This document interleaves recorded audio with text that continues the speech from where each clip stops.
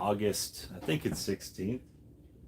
August 16th. Yeah, I work this 4 nights, so my days get a little messed up when I work nights. August 16th. Gonna have some MLB picks for you here. And we're gonna go over the AFC South.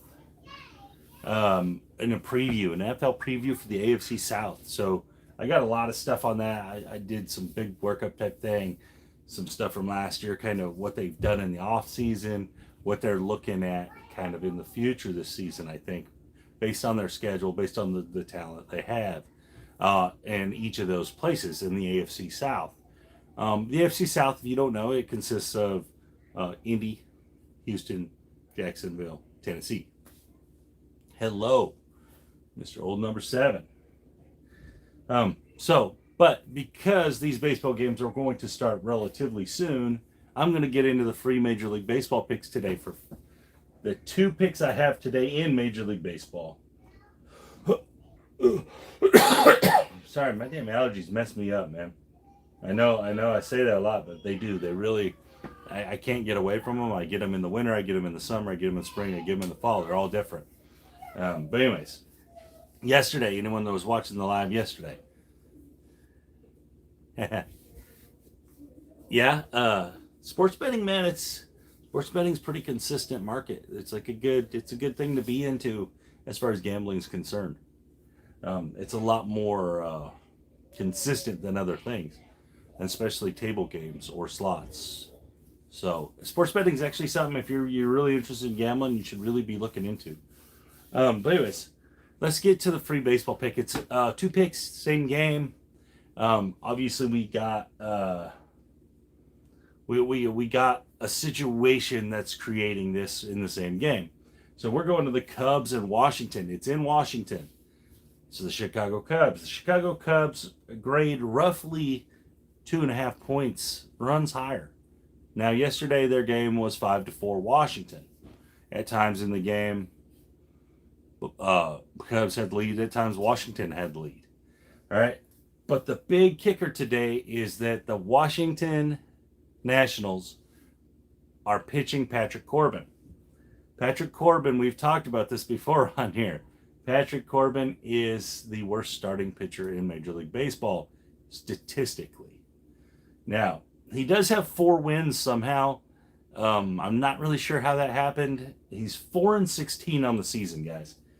4-16. Now get this. He is 4-16. That's 20 starts that he's had the decision in. And he probably has another 5 starts that he hasn't had a decision. I didn't even look at that. But so this guy has pitched a ton of games.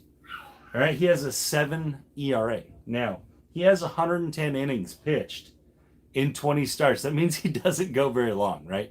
He doesn't go very long in his starts because he gets blasted. All right? So, his whip is 1.82, guys. Bad pitchers' whips are 1.5. Good pitchers' whips are right around 1 or lower. A lot of pitchers fall in the 1.1 category. That's still pretty good. But his whip is almost 2. His 110 innings pitched. In 110 innings, on a high note, he has 102 strikeouts. Not bad. On a low note, he's given up 161 hits, 40 walks, and out of them 161 hits, 21 home runs. So in 110 innings, he's given up 21 home runs. That's a home run about roughly every 5 innings. Just roughly every 5 innings, a little over every 5 innings. He's given up a home run. So once per outing, he basically has given up a home run. At least once. Now, obviously, we're not worked out exactly that, but on average. All right, well, because the Cubs aren't like a great team, you're actually getting a pretty good price to fade Corbin here, to fade Patrick Corbin. The Cubs are pitching Steele, and I'm going to give you Steele's stat line. Steele's not a great pitcher. He's 4-7, 3.63 ERA, 141 whip, 101 innings, 100 hits, 106 Ks, 43 walks, and 7 home runs. So that stat line is about a third better than Patrick Corbin's stat line. And that's how bad, because Steele's not a good pitcher, guys. He's bottom of the barrel. He's like the upper echelon of the bottom guys, I would call it. He's not really fully in the middle because he loses a lot. And he still gives up way too many base runners. But so what you can do here is the money line, when I bet it, was only 165. Betting against Patrick Corbin at a 165 money line, that's a gift. That's a gift because a lot of times he's minus 220, to bet against him. And the over and under is 8.5. So yesterday, they got to 9 with better pitchers on the mound, significantly better pitchers on the mound. It was Stroman and Gray, I believe, yesterday. Significantly better pitchers. Today, significantly worse pitchers. It's still 8.5 over and under. I think Patrick Corbin gives up at least 5 or 6 of these runs by himself before he leaves the game. Last time we bet against Patrick Corbin, he gave up 6 runs in the first inning. In the first inning, he didn't make it out of the first inning. He gave up 6 runs. So the play today is the Cubs money line and the Cubs in Washington over 8.5. That's the play. Now, if you don't like the over and under, just take the Cubs money line because they're going to have a large lead at the end of Patrick Corbin's day. He just isn't a good pitcher. Now, people ask, well, why does he keep pitching? Why haven't they sent him down? Even Washington, as bad as they are, why haven't they got rid of him? Because the potential's there. He has good velocity, he has good movement on his pitches and stuff. The problem is he's not there yet. So when he misses with meatballs. And so one or two, the guys know now, these hitters in the major leagues know, just wait for him to miss and then hammer something. And that's what they do against him. You'll see they'll take 1 or 2 pitches and then he'll throw this meatball up there and they'll smash it somewhere. And this is what he just fell into this spot where he just has a hard time getting it done. He has a hard time getting through batters. And because he does walk quite a few, it's not even like he gets a lot of ground ball and fly ball outs. It's pretty well either a strikeout or someone gets on base. He doesn't really get the other stuff. And that's, he'll learn that along the way probably, or not. Some guys never do. But he gives up 21 home runs. 21 home runs in 110 innings is way, way too many. And I've talked about this before. The really good pitchers, they give away a home run about once every 10 innings. And the great pitchers, it's higher than that. The okay pitchers will be once every 7, 8 innings. And anything less than that is pretty bad. Is you're getting to where you're giving up too many home runs. Now, some guys are elite pitchers that's all they give up is like 1-run home runs. And that would be like your Verlanders, your McClanahans. So they kind of have a high home run total, but they have 13 wins, because they give up 1 a game to a single home, 1-run home run a game or something. And it's just their style of pitching is just that strong. Hold on, guys. I got to plug my computer and stuff in really quick. Yesterday, well, I had to leave early and cut that short as my wife was calling, and she had a flat tire, and so there was some issues there. Sorry for moving the screen here. But anyways, so the bets for today are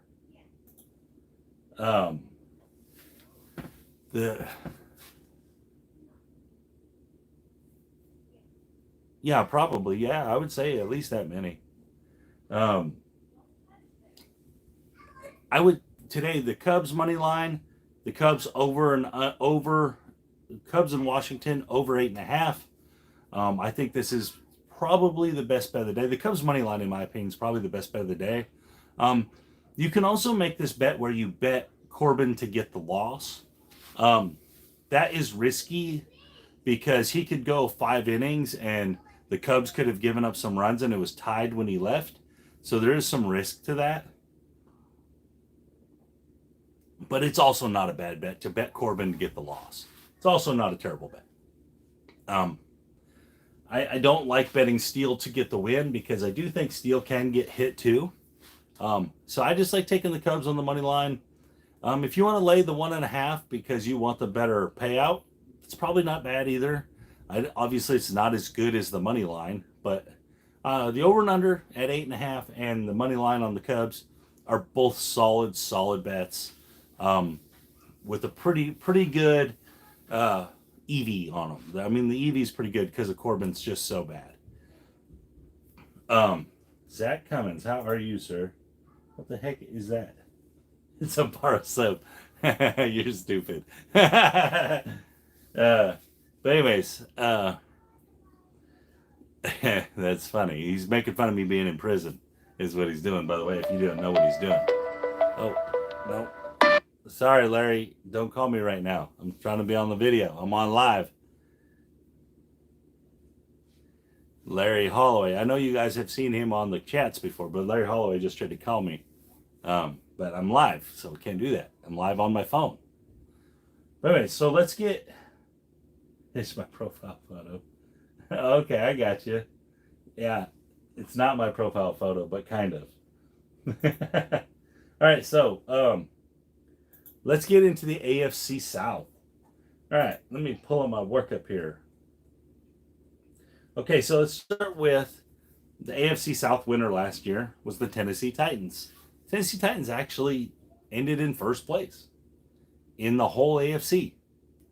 Now, one of the things that kind of helped them with that is they beat the other really good teams in the season. They beat Tennessee. I mean, they beat Buffalo. They beat Kansas City. So they and they beat Indy twice. They did really well in the regular season. Not so well in the postseason, obviously. Had 9 sacks and still lost a game because Tannehill threw 3 picks. So I don't know how you lose a game where you have 9 sacks, but I guess the answer is your quarterback throws 3 interceptions.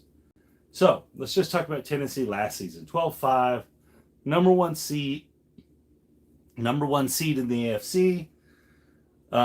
They scored 419 points last year, which is a 24.6 a game.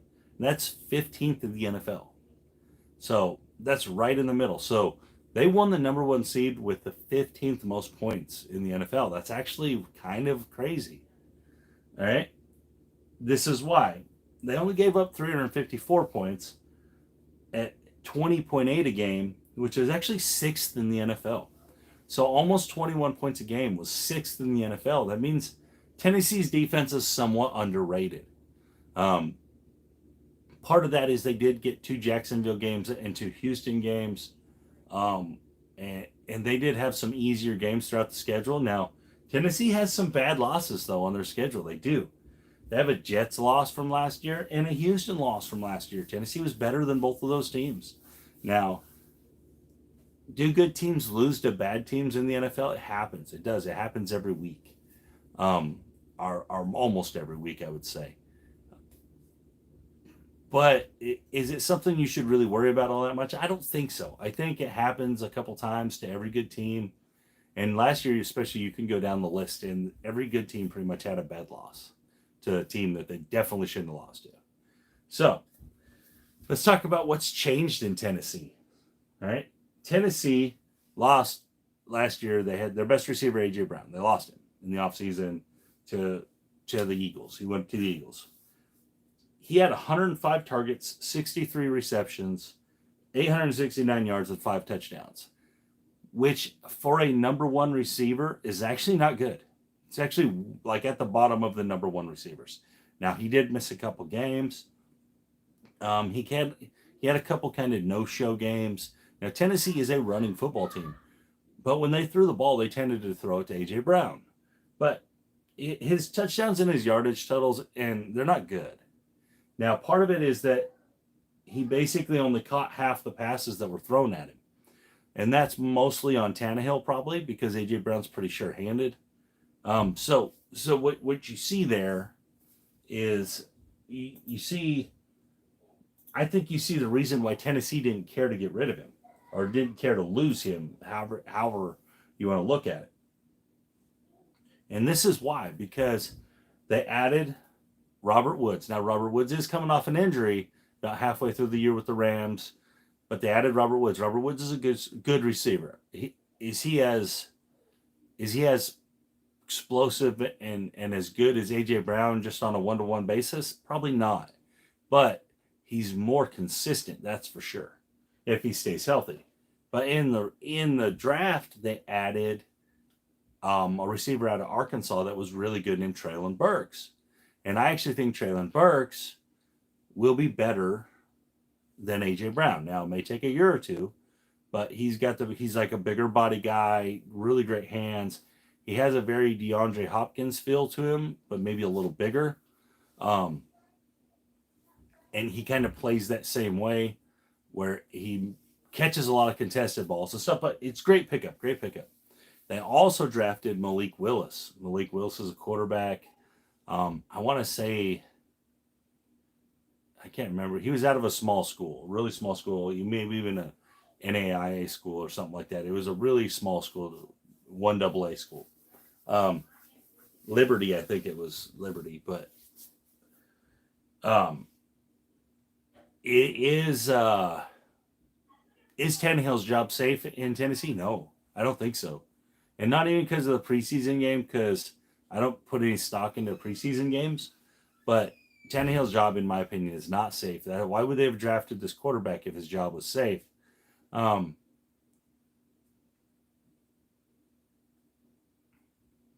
so I actually think that halfway through the season, because I do think Tennessee's going to struggle this year, I think we're going to see Malik Willis in the starting role.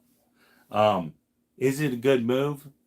Yeah, I mean, in my opinion, from what I've seen of him, he's kind of like a large version of Lamar Jackson. Like he's a bigger, bulkier version of Lamar Jackson to me.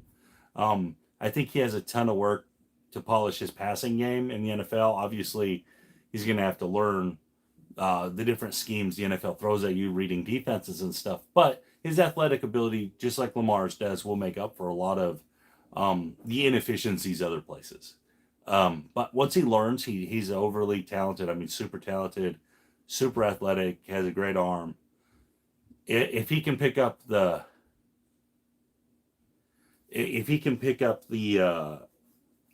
defensive schemes and stuff, and the defensive reading defenses, he's probably going to be one of the better quarterbacks in the NFL in a couple years. Just because his abilities with his athleticism and his abilities to move the chains with his legs. And unlike Lamar's very small, really, on the bottom. This guy is not. He's pretty good size. He's a good sized guy. More maybe similar to Cam Newton, but more athletic, more shifty like Lamar, from what I've noticed, from what I've watched of some videos of him and different things. So, what is giving Tennessee problems this year? It's their strength of schedule. It's really hard. Their strength of schedule is absolutely terrible. The first 4 out of the first 6 games, I think they play 4 teams out of the first 6 that are actually better than them. And it's Buffalo, Las Vegas, and Indianapolis twice.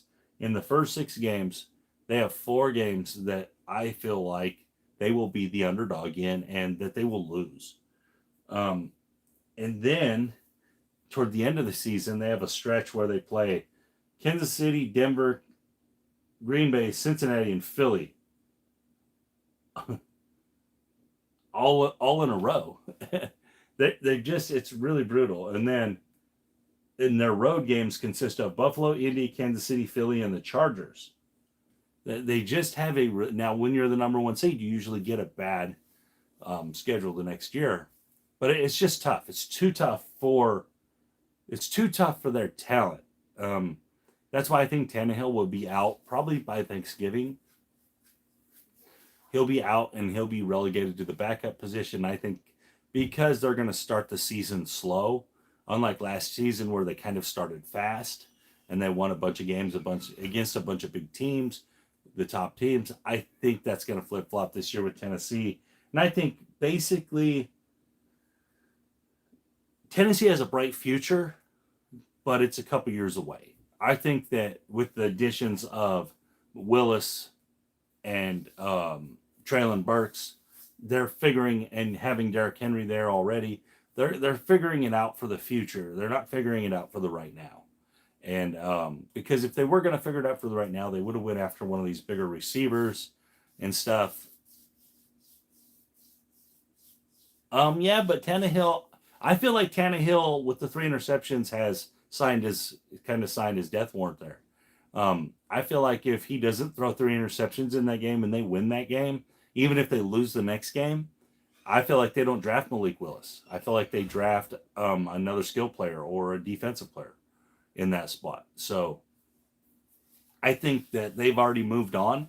They're just going to bring Malik Willis along, and then they're going to turn him loose because he's in the middle of his career, and he's had some pretty good seasons, and he knows that offense. And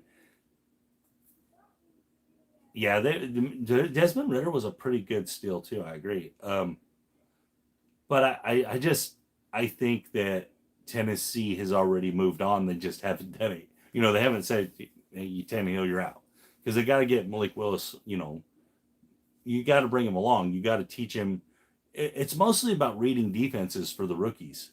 The rookies, that's what they have the hardest problem with is when defenses disguise stuff, they have a hard time picking it up, and that's where they make mistakes. It's really not usually the ability, the athletic ability. Usually they're actually more athletic than the veteran guys. It's about the reading of the defenses and getting people in the right places and checking to the right plays and stuff that usually causes them problems. And a lot of times they're too gunslingery at first, and they don't they don't throw the ball away. They don't live till the next set of downs. But so I think Tennessee is in line for between a 7-9 season to a 9-7 season, which is right and going to be in the middle of the league. And the reason I say I don't think they're going to get just demolished because their running game is really strong and their defense is very underrated. But I don't think they have it in them again to win all those close games. They won a lot of close games last year. I just don't think they have it. I don't think they're going to beat the big teams of this year like they did last year, even with the strong running game. I don't think they will. It just usually doesn't happen 2 years in a row. And I think that a team in their division made the steps to get better than them. So let's move on. So Tennessee I got at between 7-9 and 9-7. Let's talk about the Indianapolis Colts. Oh, thank you. That's right, guys. Happy wife, happy life. This is bologna and egg and tomatoes.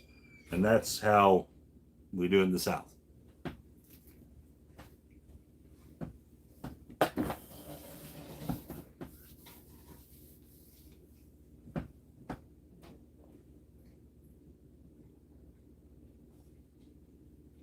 So, let's move on to Indianapolis. In my opinion, as the year unfolded, Indianapolis was the biggest letdown, right? Indianapolis looked like they were going to make a charge and they were going to be a contender in the playoffs because of their defense, because of their running game. And they fell on their face in a winner-in game against Jacksonville. All right, Jacksonville came and stopped them on the goal line in the game. Jacksonville just took their heart in the game. And in my opinion, that's why they moved on from Carson Wentz. If they win that game and get in the playoffs, and even if they don't win a playoff game, I don't think they move on from Carson Wentz. I think they moved on from Carson Wentz because they felt like Carson Wentz lost them a couple football games during the season. And I agree with that. Especially the Tennessee games. So they get Matt Ryan. So let's just say Indianapolis Colts last year was 9-8. They missed the playoffs. Had a win-in game, missed the playoffs. They scored 451 points, which was 9th in the league. So they had a good offense, top 10 offense. And their points against, they were 21.5, which was also 9th in the league. So they were top 10 offense and defense and missed the playoffs. This is hard to do. It's hard to be top 10 in both offense and defense and miss the playoffs. It's very difficult to do. Now, let's talk about why. Let's talk about their good wins first. So this is who they beat. Now I'm gonna show like the teams they beat. It's like was legit teams. They beat the 49ers, they beat the Bills, they beat New England, and they beat Arizona. These were all really, really good wins. Like, as far as last year, all of them were playoff teams, and two of them uh, were like, San Francisco made the NFC title game, and Buffalo was widely considered one of the better teams in the league. So they won them games. Now, they had losses to Seattle and Jacksonville. Losing to those two teams is unacceptable if you're going to be a contender. Now, every good team usually loses to a bad team here and there. But losing to Jacksonville on the win and in game at the end of the year, you just can't do it. If you're that good of a football team, you just can't do that. You can't make that. You can't lose that game. You can't. The really good players, the really good teams don't lose those games. So, what changed in Jacksonville? Well, the biggest thing that changed is Carson Wentz out, Matt Ryan in. All right? Their stats are very similar. All right? So I'm going to give you Wentz's stats from last year. He didn't play bad. 62% completion rate, 3,500 yards, 27 TDs, 7 picks, 94 rating, and got the boot. That is, by most standards, a pretty good year for an NFL quarterback. 27-7 interception to touchdown rate is pretty good. The yardage was down. The yardage is kind of low. 3,500 isn't high. Ben Roethlisberger had more than that. And Ben Roethlisberger couldn't throw the ball 20 yards. So the 62% completion rate is good enough, but it's not on the high end anymore. 68, 69 is on the high end. The 94 rating is really good. It's a really good rating. All right, so let's talk about Matt Ryan's stats. He had a 67 completion rate, almost 4,000 yards, 20 TDs and 12 picks, and a 90 rating. So they're very comparable players. I just feel like that they went with Matt Ryan over Wentz because Matt Ryan, he's kind of been around the block more, right? He's done it more. And I think they feel like Matt Ryan will win the close games where Wentz was losing the close games. And I think that's what they think there.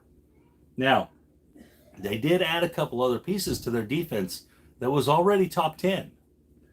They added Yannick Ngakoue, which is a pass rusher. He's kind of underachieved in his career, I'll say. He hasn't been bad anywhere, but he hasn't been what people thought he was going to be either. And then they added Stephon Gilmore, the cornerback who was in New England forever, went to Carolina last year. He's bounced around a little bit. In that Indy defense, he'll be really good. He'll just have to be, a one-on-one coverage guy. He'll be good in that defense. So both of those guys are immediate starters. Both of those guys are immediate impact defensive players on an already good defense. So look for the Colts defense this year, guys, to be in the top couple defenses as long as they're healthy. They just have a lot of really good players. They have 2 good defensive linemen now. They have one of the best linebackers in the league, and they have a pretty good secondary when it's healthy. So look for them to the defense to be pretty good. I think the offense will be pretty similar. They still haven't really addressed their receiver room. And they're relying on Jonathan Taylor to have a big year, which he probably will. And Matt Ryan to kind of steer the ship, right? To win a bunch of games 24-21 or 20-17. That's what they're going to be looking for, to keep scores low and to win ugly. And that, I feel like they're going to get it done pretty well. All right. Their strength of schedule is not as hard as Tennessee's, even though they play most of the same games. It's how they line up. All right. So in Indy's first 8 games, they face Houston, Jacksonville, Kansas City, Tennessee, Denver, Jacksonville, Tennessee, and Washington. And why is that important? Because 5 of their first 6 divisional games are in their first 8 games.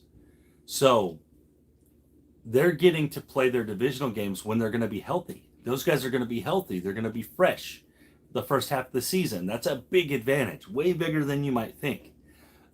Getting late divisional games tends to be kind of a killer.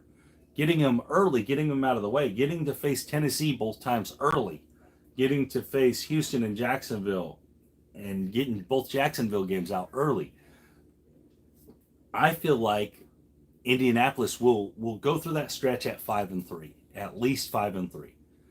And I think that 4 of those games will be the divisional games. I think they'll probably lose to some of these other teams, but I think they get through that stretch 5-3, maybe 6-2, because their defense is going to be good and they're going to be able to run the football. Now, the last 9 games, the way they line up is much tougher, and the reason is because they're away games a lot. All right, so they got to go to New England, they got to go to Vegas, they get Philly at home, they get Pittsburgh at home, then they got to go to Dallas, Minnesota, and then they get the Chargers at home. Now, there's a couple other games there too.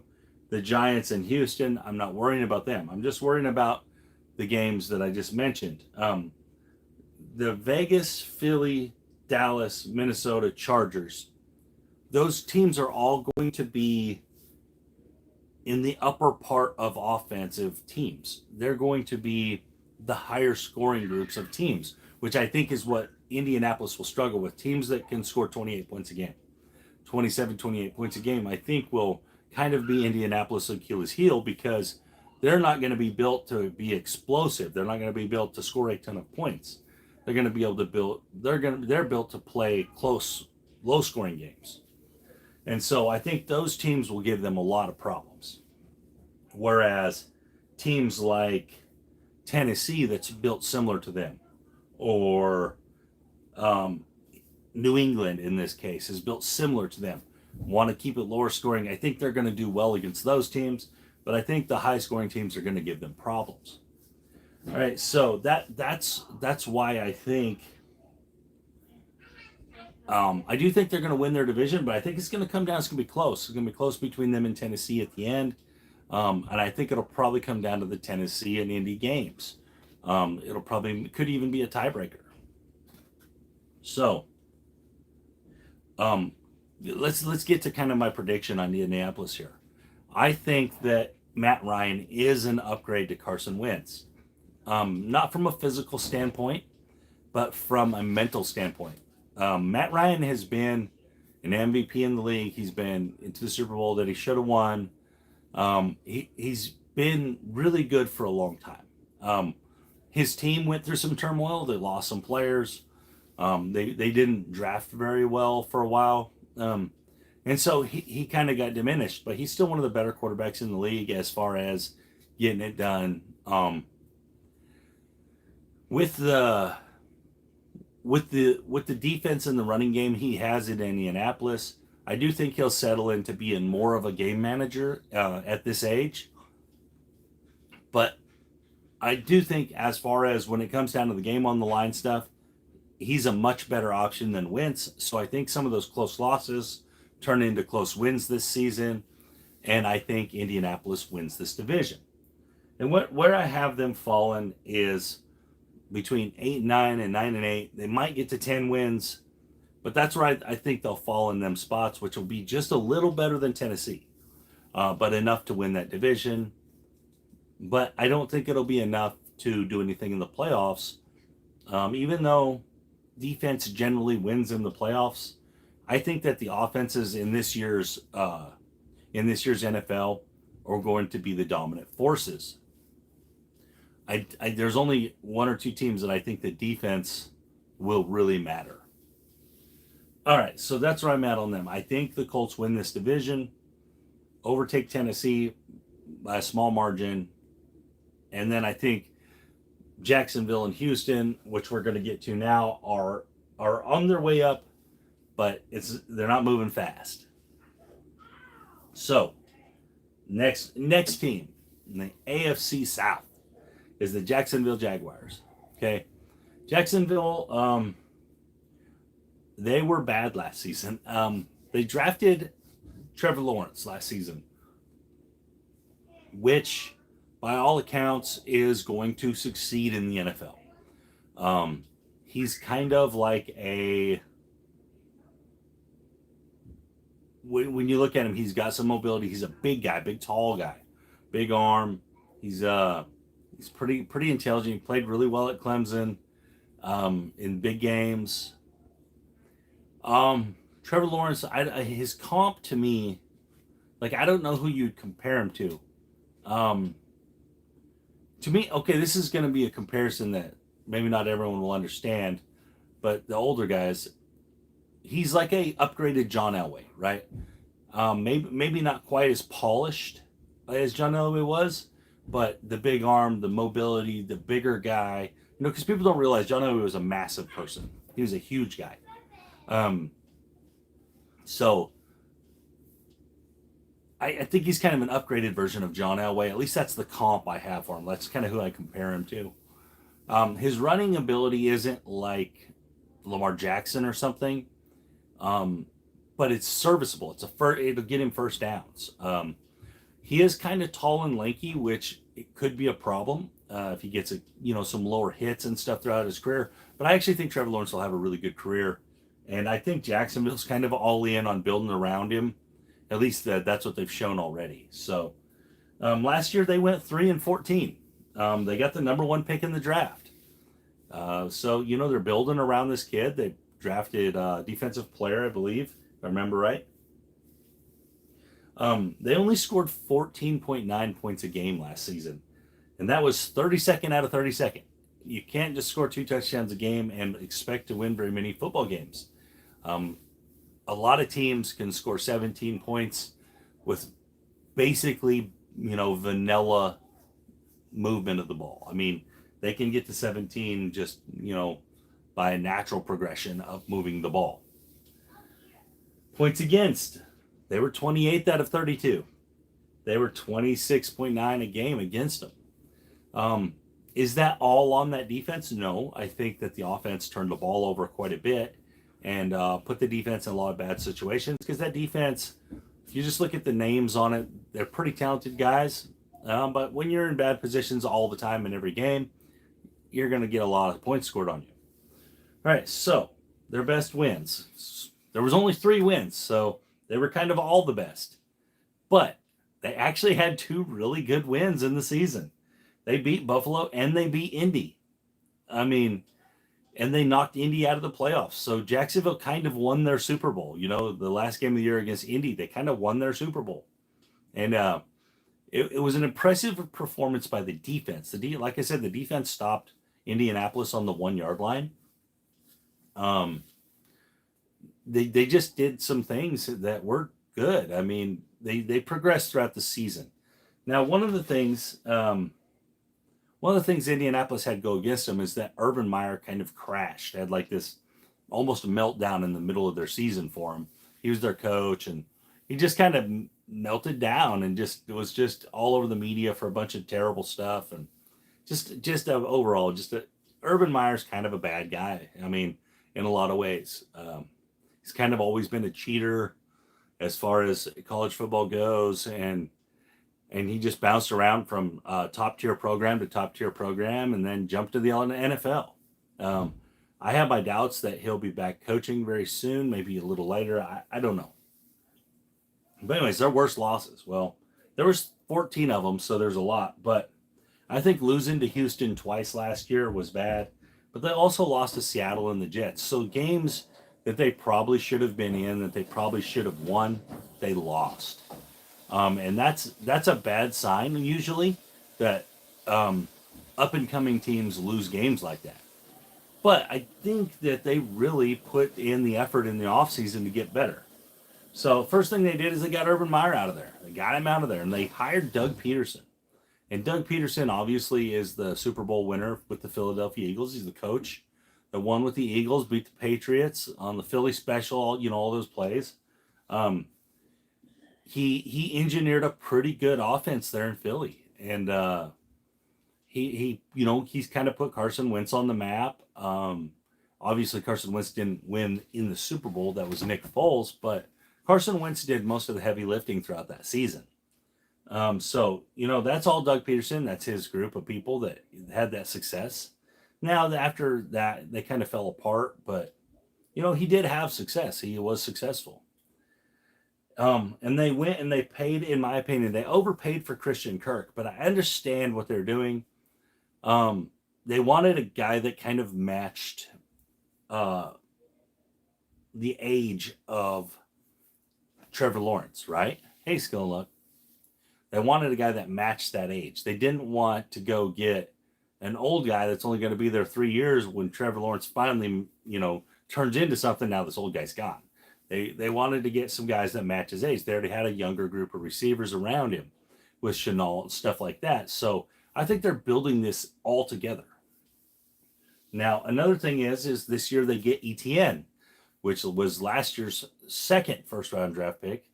They get him, and he's healthy, and he's played a little in the preseason so far, but he's going to be a really comfortable thing for Trevor Lawrence this season. I think he's going to be. I think ETN will be kind of an undervalued commodity because he's going to catch a lot of passes out of the backfield, and so for you fantasy guys, I think like he's kind of a guy you put on the bench and you play him when you need a good flex or something. And guys, my fantasy advice should be taken very, very lightly because I'm a terrible fantasy football player. But I do think he's going to get some the benefit of being Trevor Lawrence's guy, knowing him for a long time. And I actually think that so Trevor Lawrence had 12 touchdowns, 17 interceptions last year. Now he did run 2 touchdowns into. But he was 12 and 17. For a rookie, that's not terrible. It's kind of normal. If he can flip that around and he can go 17 and 12, I think they win a few more games. I think that's enough to win a few more games this season. And I think Jacksonville takes a little step forward and they win a few more games. Now, the one thing about Jacksonville, one of the issues they have is the two teams that the AFC South, the two divisions AFC South is matched up with, is the AFC West and the NFC East. So just by the schedule matchup, Jacksonville has some losses, right? They're probably not going to beat anyone out of the AFC West, and they're probably not going to beat the two top teams in the NFC East. So that's 6 losses right there, probably, most likely. Now, will they beat Houston this year? I think they do.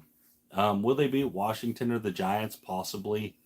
Will they get and beat Tennessee or Indy once? Probably. They did it last year with a less talented team. And so I think maybe they sneak up and get a win out of one of those teams.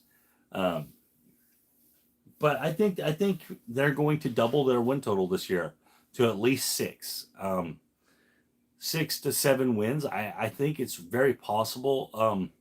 Like I said, they kind of got a raw deal in the scheduling, having to play all those superstar quarterbacks in the AFC West and then having to face the Eagles and the Cowboys. All those teams are better than the Jaguars and significantly better. So I think those are all losses. The Colts and the Titans are both better too. So there's a good chance they lose all those games, So right there is 10 losses. But I do think that they'll flirt with 6 wins, possibly 7. All right, let's move down to the Houston Texans. The Houston Texans had a big problem, the big Deshaun Watson problem. Well, they got rid of that problem, so that's good for them. They went 4-13 last year, which was one game better than the Jaguars. So, hallelujah. They were 30th in points at 280, 16.5 a game, and 27th in defense at 26.6 a game. So they were basically just like the Jaguars. The only difference was they beat the Jaguars twice. If the Jaguars would have beat them once, it would have been a flip-flop. So their best wins, they had some good wins, oddly enough. Out of their 4 wins, one was versus Tennessee and one was versus the Chargers. And I do think there's some reasoning behind that. But they had some bad losses. They lost to the Jets in Seattle, just like Jacksonville did. All right, the Jets and Seattle were bad football teams last year, guys. Not good football teams. All right, so the big thing is obviously they parted ways with Deshaun Watson. which is a big deal. They got a pretty good price for him. Um, and they didn't make a ton of moves, right? Um, they got Marlon Mack from the Colts. He he was a good running back before he got hurt. So I don't really know how he's gonna be there. But he was good at one time. And then they got Derek Stingley out of LSU, which should be a pretty good corner. He's kind of in the Jalen Ramsey mold where he's kind of aggressive, kind of mouthy, but he backs it up. He's a very talented guy, and I actually think he'll be a pretty good corner for them for a long time. So they are making progress. They're using and they're trying to get better. And they stuck with Davis Mills, which is I think was their best move. Davis Mills started a lot of games from last season. He had a lot of bright spots. He can really light up the yardage. He's not afraid to let it go deep. He to me, Davis Mills has a very let me think who I'm trying to. He reminds me somewhat of like Phillip Rivers almost, right? Like kind of underrated, but is willing to let it go deep, or a Tony Romo. Sorry, guys. Which, honestly, guys, is a good thing. Both of those quarterbacks were really great. They just never won anything. Tony Romo holds a ton of the Cowboys' records. I imagine Phillip Rivers holds all of the Chargers' records, maybe besides the rookie records now, but I imagine he holds all or a huge majority of them. And those guys were good, really good, solid quarterbacks. And that's kind of who I think Davis Mills will end up being, someone like that.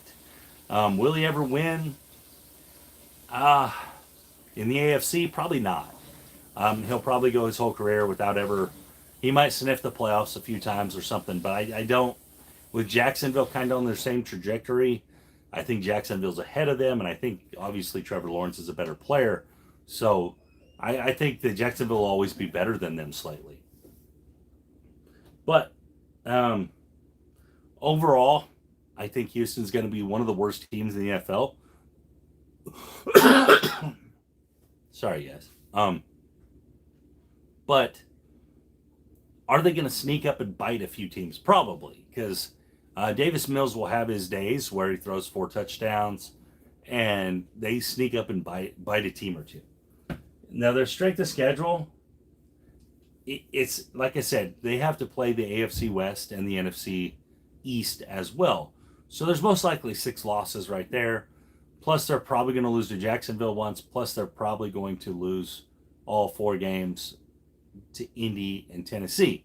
Now, do they bite one of those teams? Maybe. Maybe they do. But even then, they're still looking at something, 2 to 4 wins. And believe it or not, the way their schedule lines up, they could actually go winless. I mean, you can make the case that Houston could go winless. The 4 easiest games on their schedule are Chicago, the Giants, and both of the Jacksonville games, with Washington kind of a little better than them. But the Giants could be a surprise, right? The Giants could be a surprise with Dable there. They may be a lot better than people are giving them credit for. Maybe a lot better than I'm giving them credit for. They actually have talent at the Giants. It's just, can Dable put it together?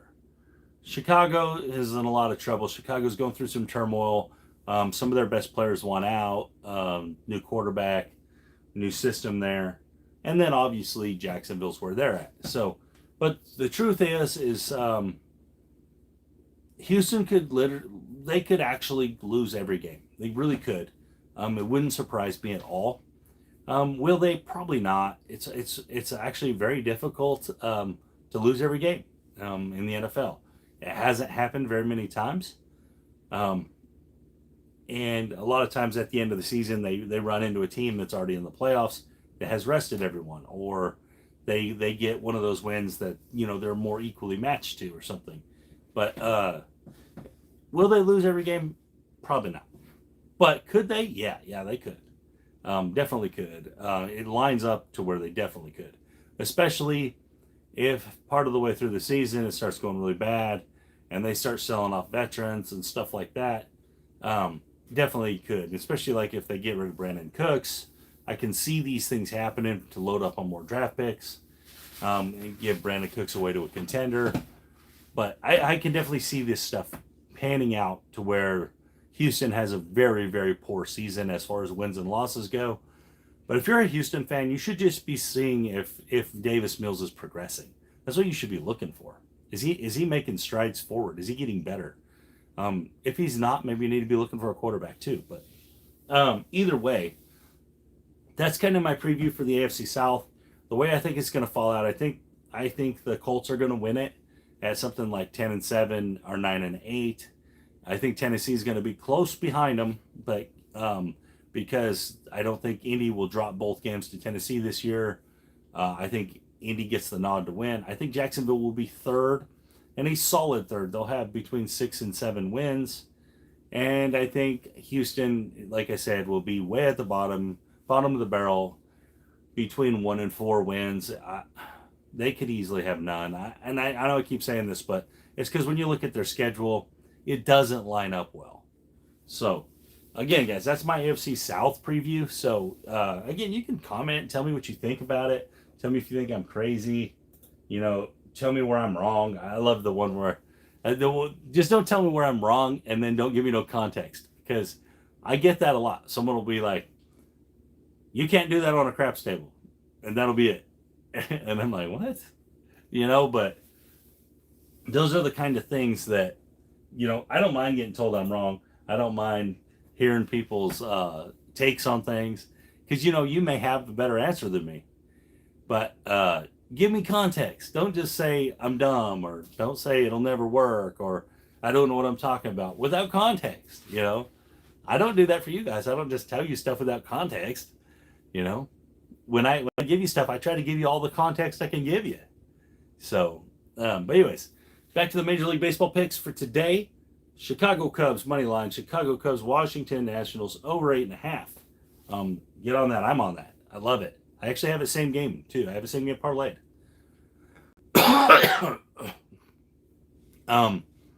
If you're interested in purchasing the rest of the Major League Baseball season, it's on my website, wagermethis.com. It's $50, but you're also going to get the first couple months of football with it.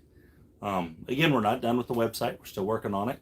Like I said, I just worked 4 night shifts in a row, so I've been busy. Had to do, work through the nights, had to sleep sometimes, But anyways, that's where we're at on that. We're getting there. We are going to get the forum up and going for all you purchasers, where you're going to be able to go on there and just check everything out whenever you want, look back, see what I wrote, whatever else. Talk to me, talk to the other guys, talk to the other purchasers, get ideas, bounce ideas off each other, talk crap about me, whatever the case is, that's what the subscription is going to get you. It's also going to get some giveaways, man. We're going to do some giveaways for the purchasers and for the YouTube purchasers, the YouTube members. They're going to be involved in those giveaways as well. Again, guys, I'm just trying to get it all together so it runs smoother. I'm waiting on the fiber optic internet at my house to start my podcast.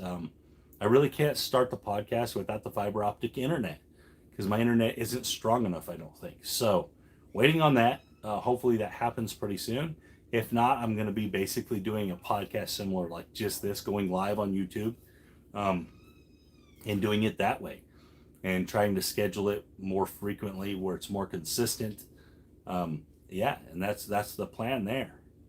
But anyways, that's where I'm at, guys. And again, check out wagermethis.com. Check out my package if you like it. $50 for the rest of the season. We're running at 56% right now. On our way to 60 by the end of the season. We've had a couple cool, really good days. Obviously, I've had some bad ones. But of late, there have been a lot more good than bad. Like I said, I had a 16-0 day. I had a 10-2 day in baseball just recently. Just a little different. My handicapping style is a little different than most. But guys, I do put out winners. And even here on the free picks, I put out quite a few winners. So again, guys, thank you for your time. Thank you for listening to my preview on the NFL.